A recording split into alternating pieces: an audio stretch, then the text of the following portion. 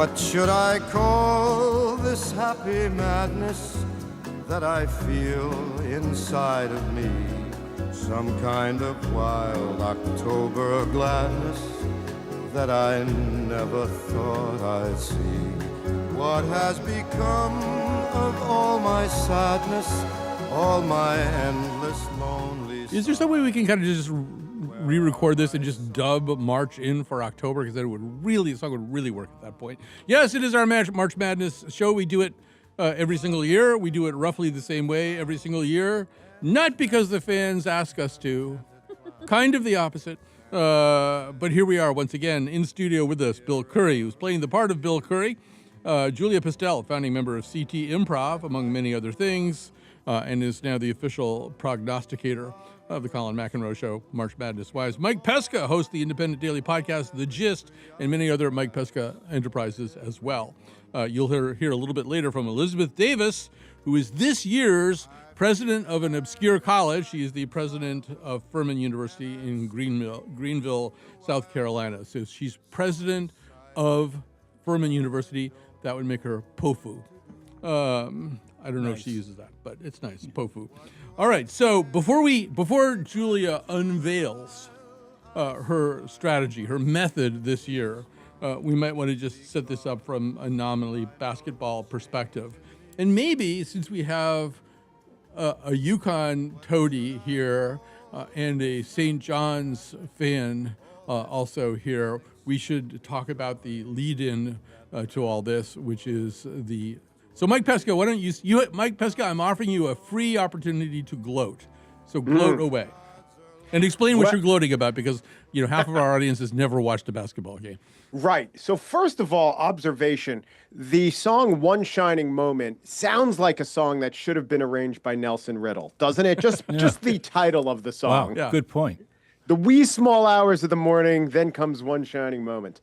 I'm a St. John's fan because I went to a school called Emory University, which is a Division III school, and I was raised in New York by my father, who went to St. John's. And also, it's fun to root for a team that once won or went to a Final Four in 1984 when you were 12. That's when sports memories are formed. So for many years, I've enjoyed the St. John's, one-time Red Men, now the Red Storm. But that fandom has not been rewarding except for the past couple of years when, in a total coincidence, they got Rick Pitino as their head coach, and they got Mike Rapoli, a guy who invented vitamin water, to give them millions of dollars, which then funneled, I guess, trickled by way of water down to the players. And now they are an excellent team. And to be excellent in their conference, the Big East, there is one hurdle you have to clear, and that is the Hurley hurdle. And they have beaten for the last couple of years UConn and Hurley's team in the championship in the regular season. It was a drubbing. And so I'm very happy. I'm very happy about the Red Storm and not at all conflicted about anything in Rick Pitino's past or the mercenary nature of our success. And before Bill responds in an irate manner, Julia, beverages invented by alumni is not your method this year, is it? No, but I'll write that down for next time. Jot that one down. Bill, you have 60 seconds to respond. I'm not quite sure what to say. I had always liked Mike Pesca. One of the great things about sports, I was thinking this is a great year in which to be thinking of March Madness. There's so much to be distracted from. And sports. That's actually their motto, their slogan this year. There's so much to be distracted from. Enjoy some basketball. That's right. I hope that in future generations, when they hear the phrase March Madness, they'll still think of basketball and not the Iran War. But there's so much going on, and sports has always been a place where they kind of civilize our baser instincts. We hate people for being on the other team in politics now just as much as in sports. But in sports, everybody knows you're just kidding, and that can be fun, and you don't really mean any harm, except in this case. Have you ever met Dan Hurley? Except in this case, where you have like the two last colorful coaches in college basketball. We used to have like Shark the Tark, Shark the Tark was Deke Emley. Tark the Shark, Lefty Drizel, the Tark great Luke Honor-Secca, whose sweaters performed with Katy and Perry. now you just have these two guys. Everybody else acts like John Wood. Now these two guys, and St. John's. I guess I'm happy that a Catholic institution offered him redemption, but I'm not all that pleased to have him in the Big East. They're going to be good. They are going to be good. His greatest talent is recruitment. His second greatest talent is coaching, and it's going to be what Georgetown and Syracuse and all the great rivalries of the old Big East are forever. Number 3, we may not meet them, by the way. They have to get past Kansas and host Duke, cannot get awarded tougher teams in order to beat us in the bracket. But if it happens, and it'll be like shootout at the OK Corral. His third big talent, he does the thing where he puts the plates on sticks and makes them spin. That's not true. Yeah, that's true. All right, so before we get to they invented this song, the Saber Dance, just for that. Is that really true? For that activity. That's how I stock the fridge with my son. That can't be true. Could I just say, in terms of Catholic theology, it is true that you can only receive absolution from either the Pope or the athletic director from a Vincentian university based on Utopia Parkway. So that is true. That is just theology. That's so specific too, because didn't there used to be one in Avignon too as well? But they only and Lourdes. All right, Julia, it's time. I think it's time to open the envelope that you don't even really have with you. Wow. Yes. Well, I do have all my research, as you can see. So before I reveal it, I do want to say this has actually been my most requested when I talk about this show and my purpose here. People mention this to me all the time, and it is so much work, I've never done it. But this time, I thought I was thinking about these troubled times as well, and the literacy crisis, and everybody's against higher ed. So I thought we got to get into it. I looked up the most insane course at each college. Really silly course titles, very esoteric things you will see. And there's actually some incredible matchups that Give us one right now. Sure. Okay. All right. Let's go for okay. Oh, I love this one. Kansas. Okay. So Kansas, I picked Ancient Magic and Witches. Okay, that is it's a classics class, and I'm a nerd, which this whole show will reveal very aggressively. But they're going to go up against Cal Baptist and their History of Disneyland class. Oh, so who do you think is more powerful, Ancient Witches or Disney? Disneyland. Is it Disney or Disneyland? It's Disneyland. Disneyland. So there's there's an entire segment on diarrhea, for example. Yeah. So what would you guys pick? I kind of like the Disneyland thing. I mean, I know Cal Baptist isn't. I don't know. Mike, are you leaning in any particular direction there? If it is the insanity of the course, it is definitely Disneyland, because this ancient witches thing, I want to know all about that. Yeah, that's a good course. That's a good course. This whole entire bracket made me want to This is go back also to one of college. those rare things with Julia where the better team actually wins the game. Total coincidence. Yeah. Just happened, an anomaly. I did go with Ancient Magic and Witches because I wish I was a witch. So I feel the only thing more powerful than Disney is the Ancient Magic. And when you wish upon a star, the witches can intercede. Did you see how Cal Baptist made the tournament? Their competitor, there was an automatic bid on the line, just blew a dunk. It was a dunk in the last seconds. And I immediately said witchcraft. I immediately said a hex. So, yeah. All right. Another Sinatra song. Let me do one more. Okay. Going across over here to Arizona versus Long Island. Arizona had a course.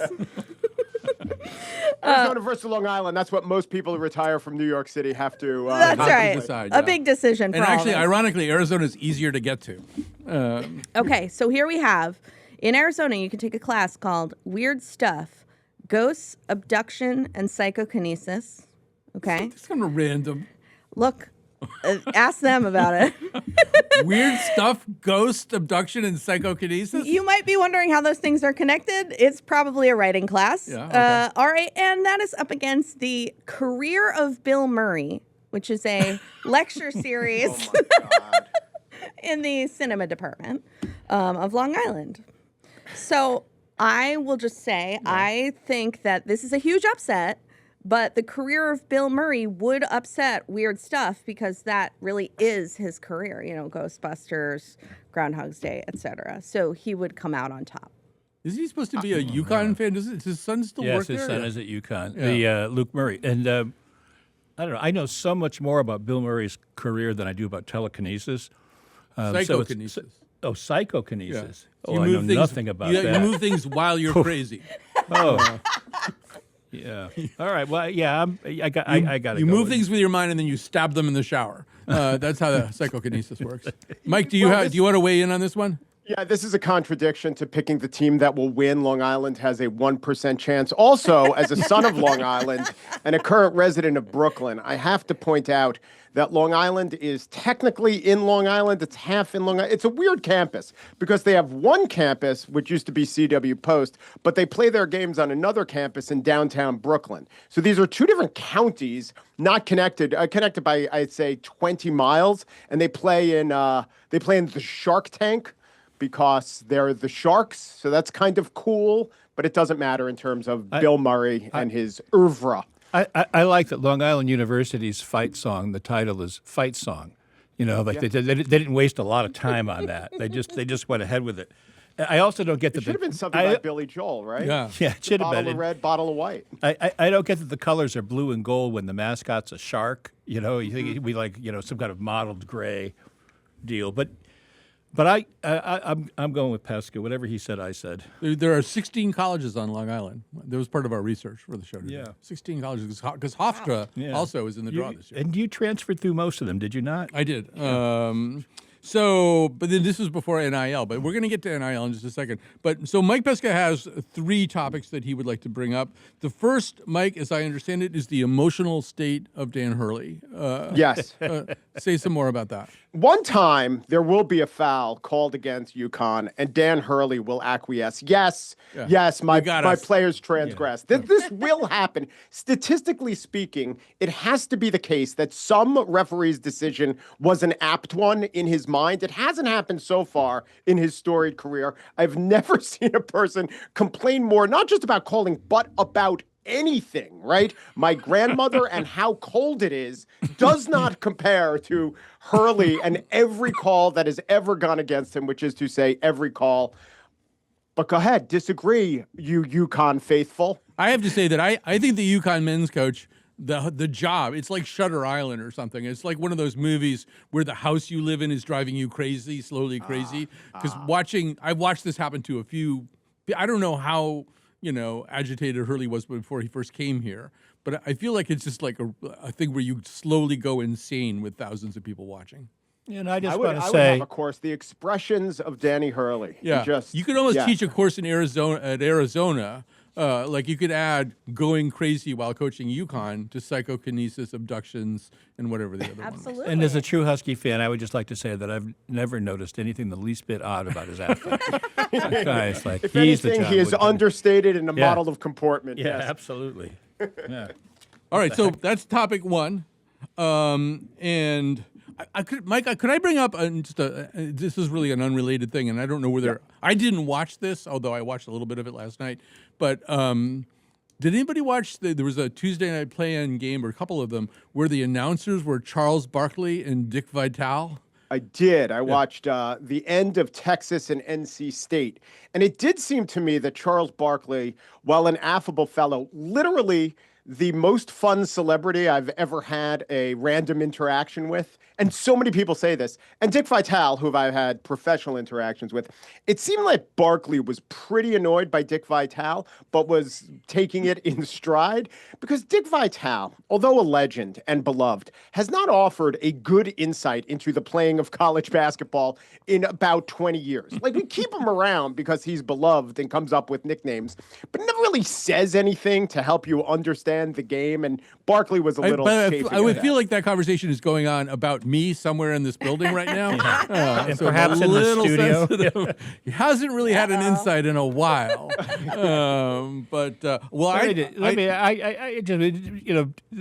The last guy you want to dump on is Dick Vitale, in my own view. And I would just say it's like the coaches.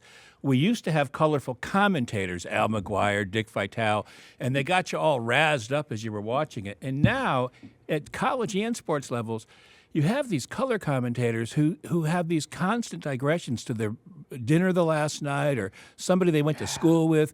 It's as if they're not there. You read about, Ronald Reagan's first job was calling games he couldn't see on the radio in the Midwest. And they're all like that now. And well, in this game, you see some great play, and they're talking about something else. So at least Dick Vitale is going nuts when you're going nuts. That's what I can say for him.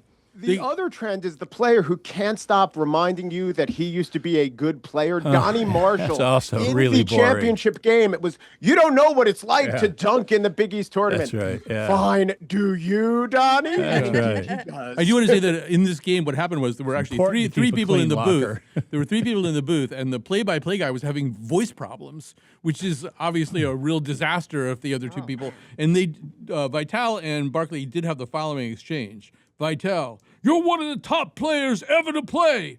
Barkley, the game is easy when you got a big ass. Yeah. Okay, that's It is what I was true. talking about. That's what we're looking for. That's All right, what I meant. Julia, time for another prediction here. Okay. All right. This one really made me laugh. Okay. I had Alabama versus Hofstra. Alabama has a class on the art of the podcast, and Hofstra has a class on demonology. So the question is, what is more powerful, podcast bros or demons? Yeah. They studied Joe Rogan in both those classes, by the way. But go ahead. All right, that's Curry for the win on that one. I gave it to the art of the podcast. I feel like demons have had their time, and it's now on to the pod boys. I don't know. I mean, we have Mike Pescas here. I'm assuming your team podcast, but maybe you've gone over to the dark side. No, I'm team podcast. I do think you would definitely want to go to Alabama to study that curriculum. That is the nexus of podcasting, as far as I could tell, and not suburban Long Island. I used to teach an SAT prep class at Hofstra, and all the instructions are based on, they don't have like roads on campus. It's all okay. You go down the turnpike, you look for the overpass, and then you take 2 lefts at the pizza place. All right. Well, I would years ago I would have taken demonology, and now I'd say it's a dead heat. Yeah. Okay, here's a similar one on the tech front, okay? Santa Clara, texting God.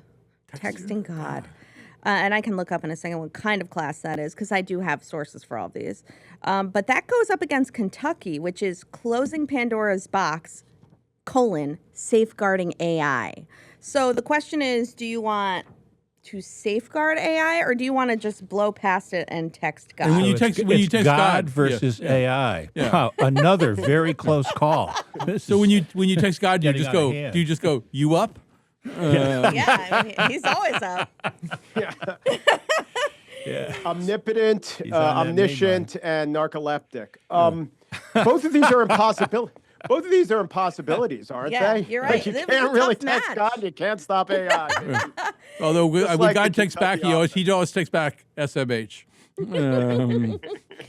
Well, I chose closing Pandora's box just because I want it to happen. But, it's wishful thinking, and it does not make it very far in my bracket because in a few rounds after that, Virginia versus Wright State, this is a really another powerful combination. Okay. Virginia has a class titled Brain Rot. It's like a social sciences or a writing class. And then Wright State has one called What is a Healthy Life? So, unfortunately, brain rot is much more powerful than a healthy life. We all should know by now. Brain rot has one. Which is the better prompt to a Google search or AI?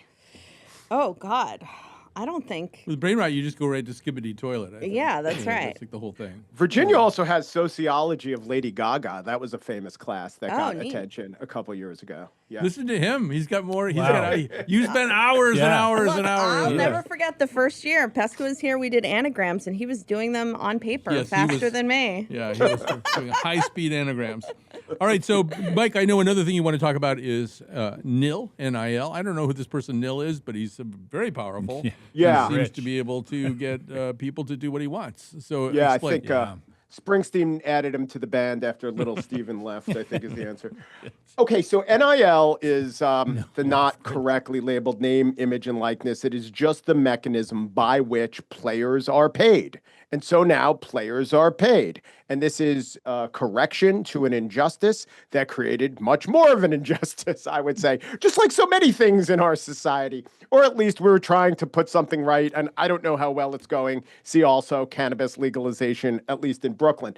But the point is that a few years ago, the NCAA tournament was beloved for all the upsets, and 11 seeds and 12 seeds could make the Final Four, and teams could every once in a while go into the second weekend after being a multi-directional university or Florida Gulf Coast. Does that school exist? I guess they do. They're in the Sweet 16. But now, because of, I guess you could say, the sorting mechanism of capitalism, there aren't these market inefficiencies anymore. The best teams, the richest teams, the teams we all know, the teams with maybe sociology courses about Lady Gaga, maybe not, they pay the players. And once the players are paid, there's a logic to all the best teams having the best players. And therefore, last year, 4 number 1 seeds made the finals. And this is, I think it's a negative about college basketball, even though it's what makes St. John's a decent team these days. I think the fact that there isn't so much randomness, I think the fact that back when Butler was actually making Final Fours, they were honestly better than their competitors, not just grittier or tougher, but they were better teams that sometimes had better pros, but there was no way to pay a better player and lure him from Butler to a big-time school. So that player might stay on Butler, and therefore Butler would have a great team, and they were a Cinderella story. So what I'm saying is because of the money in NIL, many, many fewer Cinderella stories are going to be many, many fewer upsets. Although I wonder if, can't you just find a vitamin water magnate in your alumni, no matter, I mean, every school's got to have, or a lot of schools must have somebody like that who can give them. I just read a piece in The Athletic about how BYU put $6 to $9 million together to bring some prospect in from Massachusetts who's really good. I mean, won't always be kind of the really famous superpowers. It'll be whoever can acquire a whole bunch of money.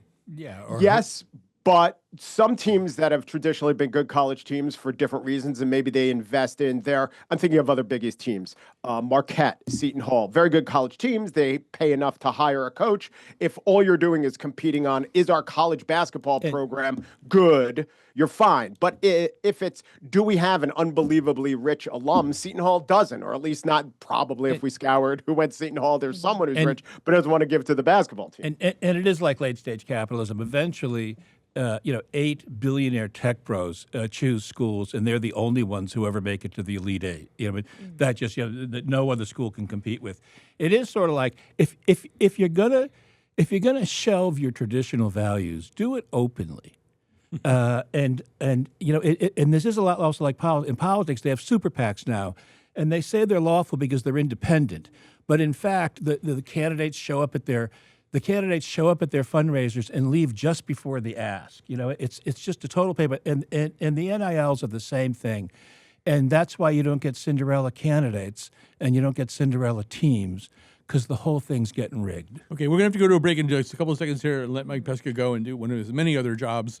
But we'll have one more Julia Pistel pick to react to. And then we'll go to Sure. a break. Well, this goes to what we're talking about. Since we've talked about St. John's so much, this was a really cool matchup, actually. Can't believe it. St. John's had the mathematics of fairness, and they are up against Northern Iowa, which had playground to pixels, meaningful gaming. So what's more important, a fair game or a meaningful game? Just something to chew What would on. meaningful gaming even amount to? I don't know. Maybe it means you feel something, or think about your life. I hate to give. I think Mike Pesca's already given St. John's more credit than it deserves, but I will say that that's the first thing you've come up with that sounds like an actual college course. How dare you? So it might. Were you never an English or history or classics person? Oh, look at me. Of course I was. Yeah. Well, I had C.T. Wynn, the professor, on the show. Colin, have you had him on the show? I have not. He's fascinating, and he's a games expert. He's a philosopher at Utah, and I'd like to take that class. But the mathematics of fairness, I could imagine it's the value of a human life versus, how far do you bank that road? I'm glad that the Catholics are teaching this to their commuter student base who might one day be building roads. This all, again, we've conspired to say this all seems like a wondrous invention that points you to picking St. John's and the vitamin water funded success of this program. I would like to say thanks, Julia. value of human life is so 2024. We don't even do that anymore. We got rid of that. We stopped. We don't value human lives anymore. All right, Mike Pesca. I think the answer is some. Some value. Yeah, certain. Some lives are more valuable than others. We will take a little break here. Catch Mike Pesca on The Gist and about 4 other podcasts he hosts as well. And we thank him for his time today. We'll come back and talk more. The rest of the class there too. I wish I could go back to college. How do I go back to college? I wish I had taken more pictures. But if I were to go back to college, think what a loser I'd be. I'd walk through the quad and think, oh my God, these kids are so much younger than me.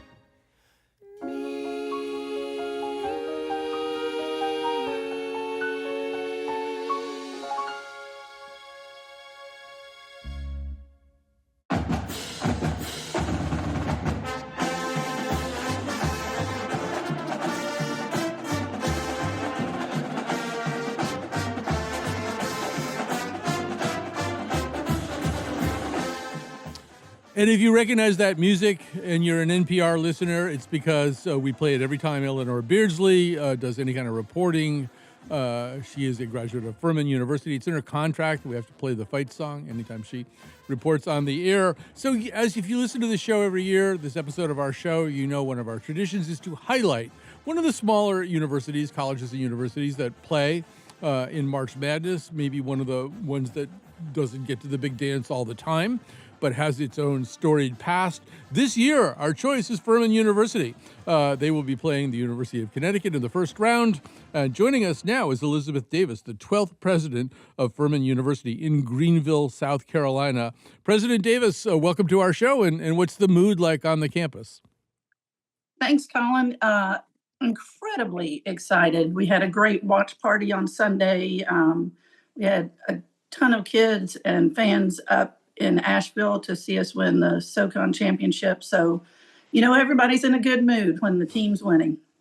Now we have a few questions about Furman itself, and particularly about your house. Okay. Are there secret passageways under your house that may extend even into downtown Greenville?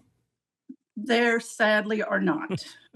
But this is a persistent thing, right? And there's some big thing maybe for freshmen, I think every year where they go to the house, and there are rumors of slides and secret zip lines and passages under. None of that's true? None of that is true. Of course, if it were true, why would you tell me? So, I mean, Exactly. we could think about it that way. I could, yeah. Say a little bit about the ethos of Furman for people who are not familiar with Furman Sure. University. What would you want them to know about your fine school? Yeah, Furman is a liberal arts and sciences university. So, primarily we have strong sciences, strong chemistry, English. We do have some professional programs. I would say the ethos is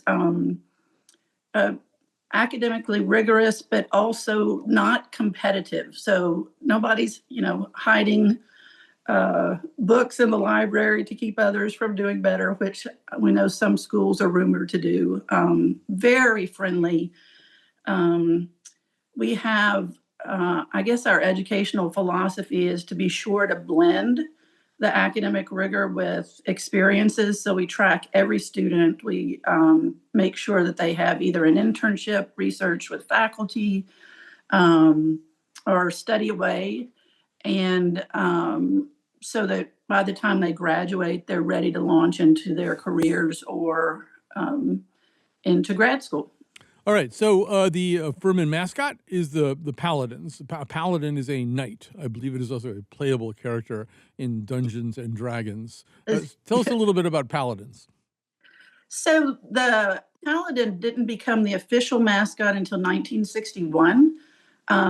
Different teams had different monikers, I guess you would say. Our football team was known as the Hurricanes. Baseball was the Hornets, but our basketball team was referred to as the Paladins. So in 1961, there was a vote, and the Paladin was selected as a mascot.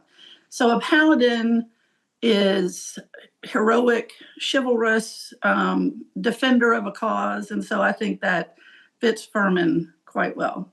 Yeah, you said 1961. I don't know how aware you are of this, although you seem like somebody who would be aware of everything, really.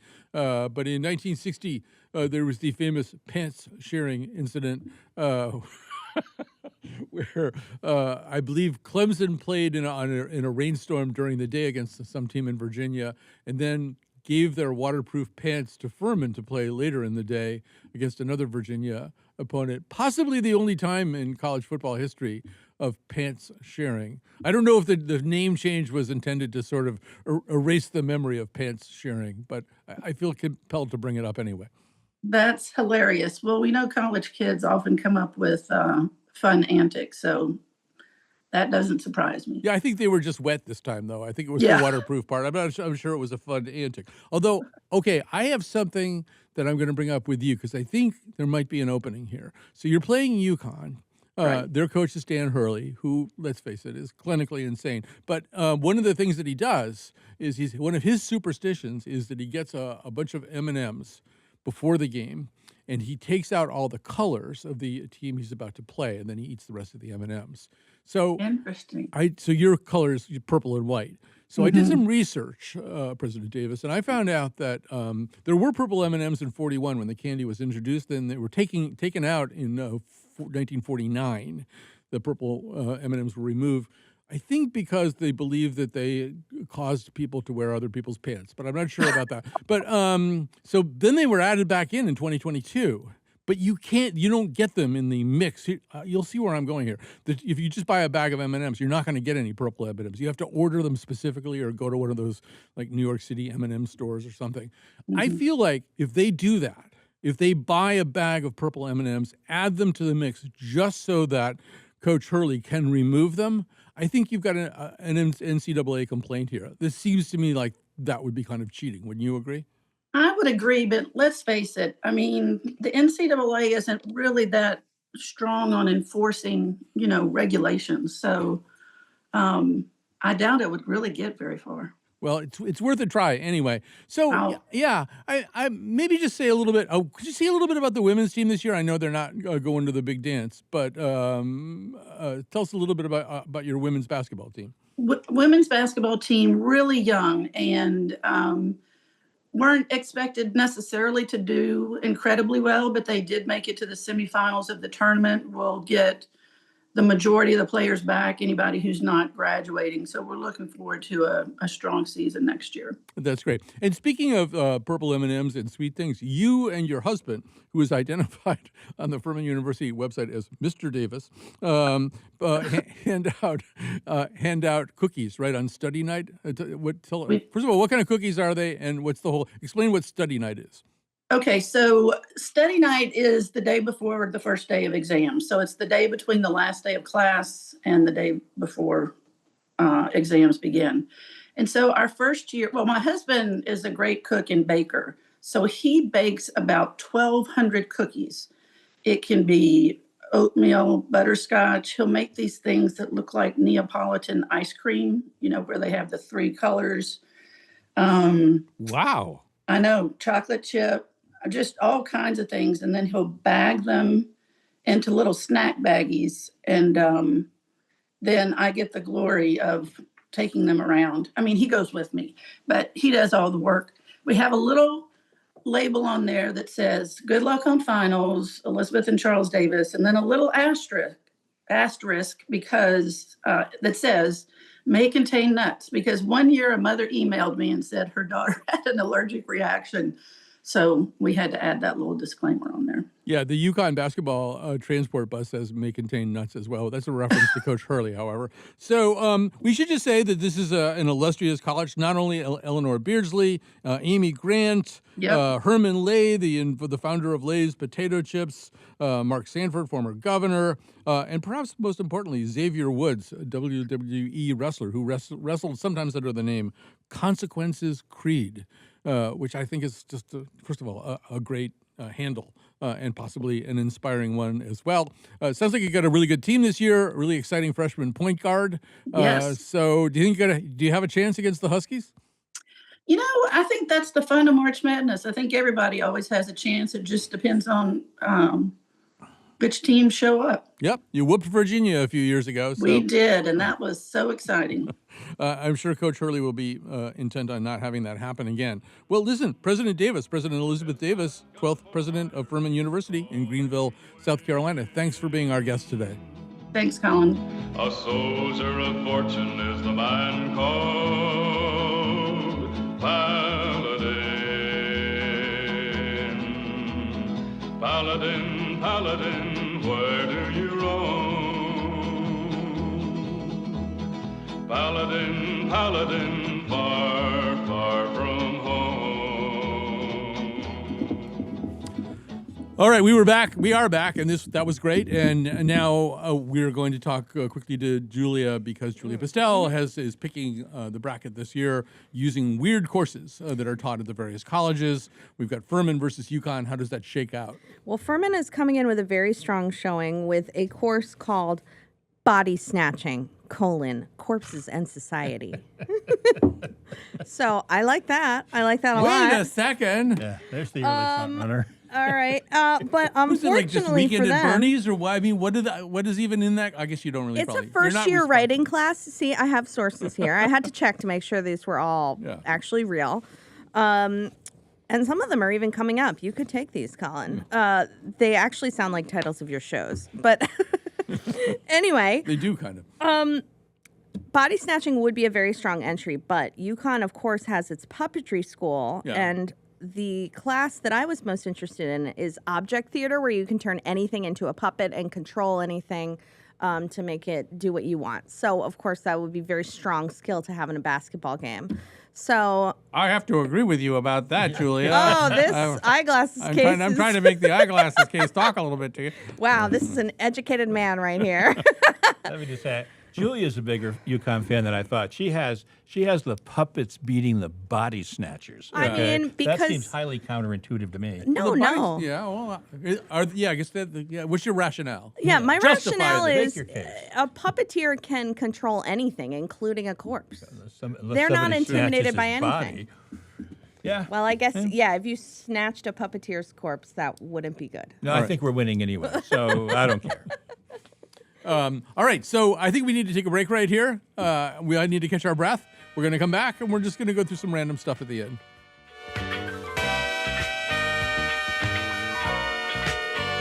Hello? I wish I was a little bit taller. I wish I was a baller. I wish I had a girl who looked good, I would call her. Wish I had a rabbit in a hat with a bat and a 6'4" parlor.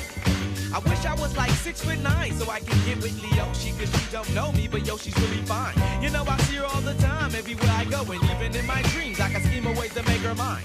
Cause I know she's living fat. Her boyfriend's tall and he plays ball, so how am I gonna compete with that? Cause when it comes to playing basketball, I'm always last to be picked, and in some cases never picked at all. So I just lean up on the wall, or sit up in the bleachers with the rest of the girls who came to watch they man ball. Wish I was a little bit taller, I wish I was a baller, I wish I had a girl who looked good, I would call her. Wish I had a rabbit in a And we are back. Time to say some thank yous. Let's say one to Dylan Reyes, the maestro, our technical producer, and Jonathan McPants produces this show every single year, as he has done this year as well. With me in studio, we have Julia Pistel from CT Improv. Bill Curry is playing the part of Bill Curry. We're going to go over some things here. I do want to say that I want to thank the president of the POFU, president of Fordham University, for appearing. Furman, sorry. I was checking Pants's list of all the college presidents. We've had the president of Wofford College on 4 different times. That's the record holder right now. All right, so here we go. We're gonna do kind of a speed round. So Julia, call one game for us. Sure. UCLA versus UCF. Contemptuous Shakespeare, which is about how Shakespeare hates humanity and we hate him back. I thought that was interesting. You seem so nice in Hamnet, though. Anyway, go ahead. No. Versus at UCF, the Archaeology of Pirates, very popular class. Is that really what it says in the title? The yes. You go like Archaeology? searching Yes. for trouble. Yeah. There is a more formal title, but that is a real class. Okay. have a lot of- Otherwise known as treasure hunting. Yeah, Captain Yeah. Kidd. Yeah. So I went with Pirates for that one. I think so. I think that Shakespeare's great, but he talks too much, so they would get him. You're running your gob a little bit too much, Mr. Will. Okay, here's another one. I would like to know what you guys would choose in this matchup. Okay, St. Mary's has a class, Cults and Communes versus at Texas A&M, Meats. Just meats? Just meats. Meats? Just meats. So, cults or meats? Well, what there's do you not think? a lot of overlap, because I think the communes, they don't eat a lot of meat. Right. Um, So would meat take them down, or are they too powerful? I don't know. tough I don't one. have an instinct here. I think I'm going to go with meats.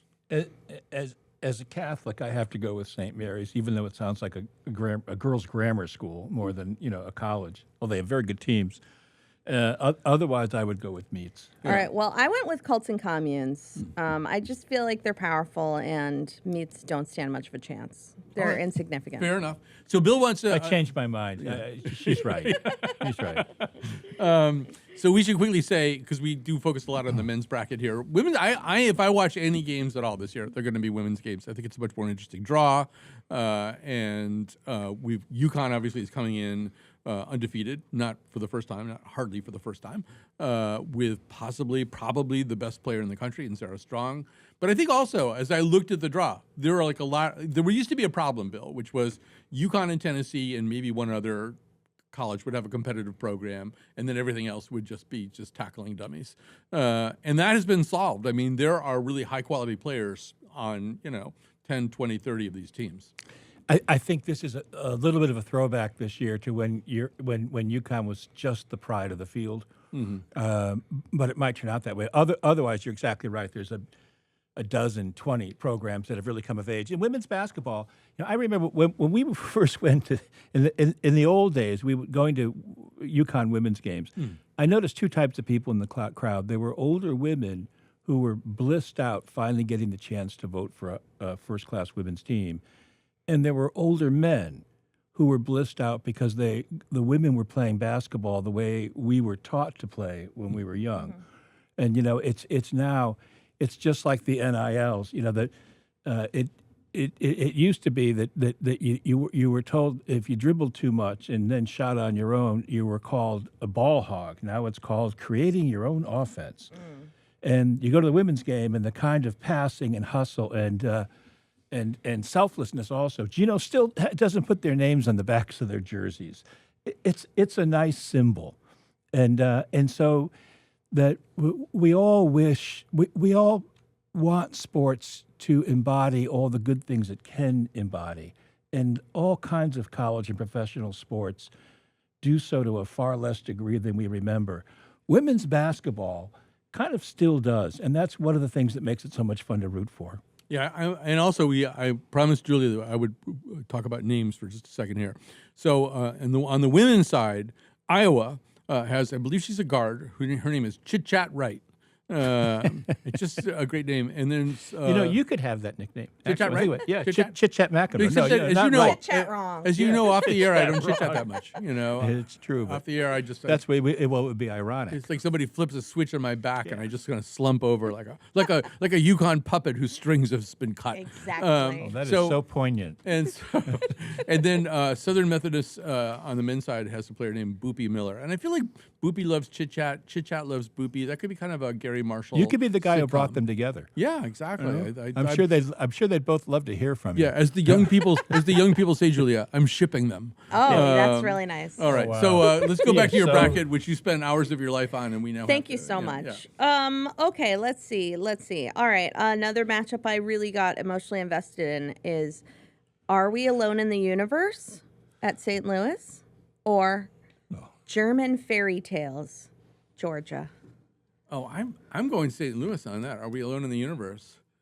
Oh, excuse me. Like anybody there knows. Yeah. Okay. Well, they gotta. Yeah. No. They're losing. When they okay? gotta come here, they Yeah. gotta fly under that arch. Yeah. You know? How much power do they have if the answer is yes? So you know? I said German fairy tales Yeah. because if I read Hansel and Gretel correctly, yes, we are alone. We're fundamentally alone. We're left alone in the woods on our own. That's We're my lucky read. we're I not think- being baked into something. You know. Yeah. Okay. How about this one? Arkansas versus Hawaii. Arkansas has crisis with an exclamation point.